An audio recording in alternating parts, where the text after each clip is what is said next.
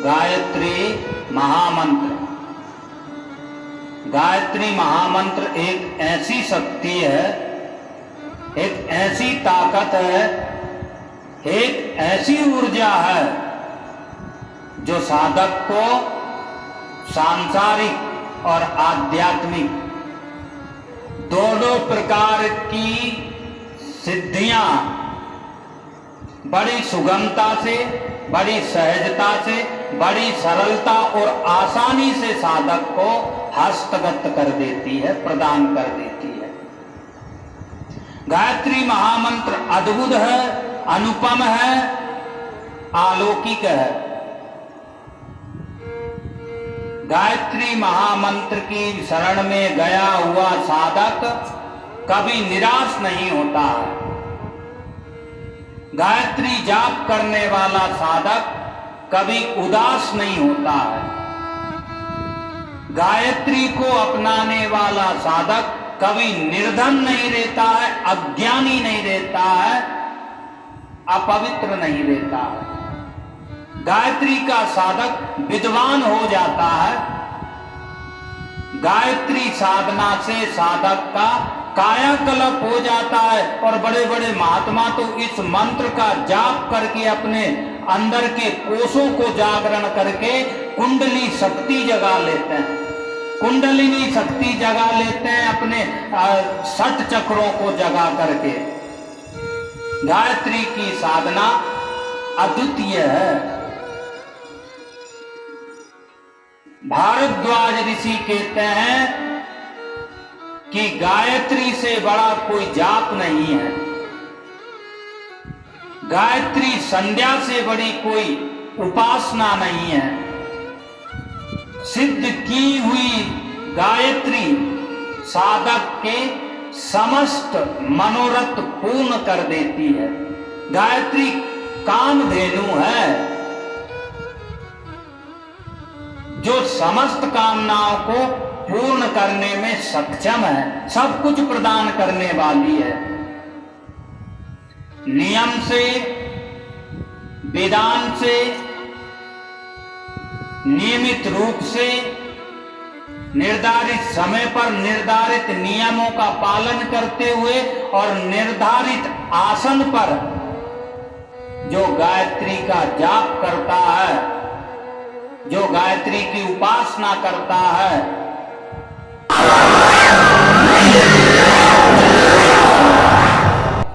ओज तेज से भर जाता है, बल बुद्धि विद्या ऐश्वर्य आदि से संपन्न हो जाता है, पूजन के योग्य हो जाता है, स्वयं सिद्ध हो जाता है, स्वयं सिद्धा हो जाता है, अनेक सिद्धियां प्राप्त कर लेता है, अनेक सिद्धियों का अधिकारी हो जाता है। वाक्य शक्ति बढ़ जाती है, वाक्य शक्ति प्रबल हो जाती है, वाणी परावाणी हो जाती है, बेकरी वाणी हो जाती है, पश्यंती वाणी प्रबल हो जाती है, वाक्य सिद्धि प्राप्त कर लेता है। गायत्री के साधक दर्शन मात्र से, गायत्री के साधक के दर्शन मात्र से साधारण जीव अपने पतित कर्मों से मुक्त हो जाता है, पापों से मुक्त हो जाता है। इसलिए गायत्री को कभी छोड़ना नहीं चाहिए। गायत्री संध्या नित्य करना चाहिए, बिना प्रमाद के, बिना आलस्य के और श्रद्धा पूर्वक, आसक्त होकर के, नियम पूर्वक, ध्यान पूर्वक, प्रसन्न चित्त होकर के करना चाहिए। गायत्री मंत्र जाप करने में कोई संशय नहीं रहना चाहिए, अश्रद्धा नहीं होनी चाहिए। मंत्र जाप मम दृढ़ विश्वासा, जिस विश्वास से, जिस कामना से और जिस इच्छा से आप गायत्री का जाप करेंगे वह शीघ्र ही आपकी इच्छा पूर्ण होगी। पर संदिग्धो ही हतो मंत्रः व्यग्र चित्तो हतो जपः। मंत्र जाप करते समय अगर कोई संशय आ गया, कोई संदेह हो गया, संदिग्ध हो गए हमारा मन, तो फिर वो मंत्र का जो प्रभाव है, मंत्र जो शक्ति है, मंत्र की जो शक्ति है वो नष्ट हो जाती है। और व्यग्र चित्त से, अशांत मन से, जल्दबाजी में, जल्दी जल्दी, औपचारिकता पूर्वक यदि हम जाप करेंगे तो व्यग्र चित्तो हतो जपा, व्यग्र चित्त होकर के यदि आप जाप करेंगे तो उस जाप का प्रभाव और फल साधक को प्राप्त नहीं हो पाता है। इसलिए दृढ़ता पूर्वक, आशा और अपेक्षा पूर्वक, लगन से, तन्मयता से, एकाग्र होकर के जब हम मंत्र का जाप करें तो मंत्र और आपके अलावा इस ढांचे में, इस देह में, इस मस्तिष्क में, हमारे विचारणाओं में, हमारी कल्पनाओं में, हमारी धारणाओं में, हमारे चिंतन में और कोई दूसरा प्रवेश नहीं होना चाहिए। भगवान के अलावा भक्त और भगवान एक होना चाहिए। जैसे गंगा और गंगा सागर, दूध और पानी जैसे एक हो जाता है, जीव और ब्रह्म को भी एक ही हो जाना चाहिए। जाप करते समय पूरे मनोयोग से, पूरे ध्यान से जाप करना चाहिए, तब जाप का प्रभाव और तब जाप का चमत्कार आपको देखने को मिलेगा। खाली औपचारिकता, माला पकड़ के जल्दी जल्दी जल्दी अटक गुरिया सटक गुरिया चल करने से कोई काम नहीं बनता है। मन लगा करके समग्र मन स्थिति से, समग्र व्यक्तित्व से, पूरे प्राण से साधना में, आपके जाप में, आपकी उपासना में प्राण आ जाए। इस प्रबलता से, इस आशा से और इस तरीके से जाप करिए कि आपके और आपके भगवान के अलावा दूसरा नहीं होना चाहिए। जब मैं था तब हरि नहीं, अब हरि है तो मैं नाही। प्रेम गली अति साकरी, जामे दूजो ना समाए। दूसरा नहीं आना चाहिए, मन भटकना नहीं चाहिए, मन विचलित नहीं होना चाहिए, मन चंचल नहीं होना चाहिए, मन इधर उधर नहीं दौड़ना चाहिए, मन जहां तहां नहीं भागना चाहिए, मन में दूसरे ख्याल, अनेक अनेक प्रकार के अमुक अमुक विचार प्रवेश नहीं करना चाहिए। मन कमर सीधी करके पूरे तन से, मन से, इंद्रियों से आपको जाप करना चाहिए। जब ऐसा आप जाप करेंगे तो ऐसा हो ही नहीं सकता है कि गायत्री की सिद्धि प्राप्त ना हो, जाप से आपको फल प्राप्त ना हो, ऐसा कभी नहीं हो सकता है। इसलिए हमारे जाप में, हमारी साधना में, हमारी पूजा में, हमारी उपासना में ही कोई कमी है, इसलिए हमें फल की प्राप्ति नहीं होती है। मन लगा के की गई साधना गायत्री की ये इस प्रकार से 7 सिद्धियां प्रदान करती है। 7 प्रकार की उपलब्धियां अपने उपासक को, अपने आश्रित को गायत्री प्रदान करती है। वह क्या है? वेद भगवान कहते हैं, ओम स्तुता मया वरदा वेद माता प्रचोदयन्ताम पावमानी, यहां से पावमानी द्विजानाम आयु प्रणाम प्रजाम पशुम कीर्तिम द्रविड़म मह्यम दत्वा भ्रजत ब्रह्मलोकम। इतनी सिद्धियां गायत्री महामंत्र से प्राप्त आती है। द्विजानाम, द्विजत्व की प्राप्ति गायत्री महामंत्र से हमें प्राप्त होती है। ब्राह्मण बनने की, पूजनीय ब्राह्मण बनने की, स्मरणीय ब्राह्मण बनने की, अर्चनीय वंदनीय ब्राह्मण बनने की क्षमताएं गायत्री मंत्र से विकसित करता है साधक। इतना बड़ा परिवर्तन। दूसरा, जन्म प्रदान कर देता है गायत्री महामंत्र।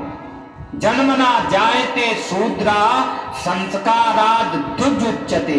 जन्म से सब शूद्र होते हैं, संस्कारों के प्रभाव से, संस्कारों के भट्टी में तप कर ही कोई ब्राह्मण द्विजत्व को प्राप्त करता है, अन्यथा वह चांडाल और शूद्र के समान हीन ही होता है। बिना गायत्री जाप किए हुए, बिना गायत्री जाप के ब्राह्मण चांडाल के समान माना गया। द्विजान आयु, द्विजा नाम आयु। गायत्री महामंत्र दीर्घ जीवी प्रदान करती है, चिरंजीवी बनाती है। गायत्री महामंत्र की शक्ति, गायत्री महामंत्र आयु की वृद्धि करता है। आयु, प्रणाम, प्राणों की वृद्धि करता है। प्राण शक्ति बढ़ जाती है हमारी।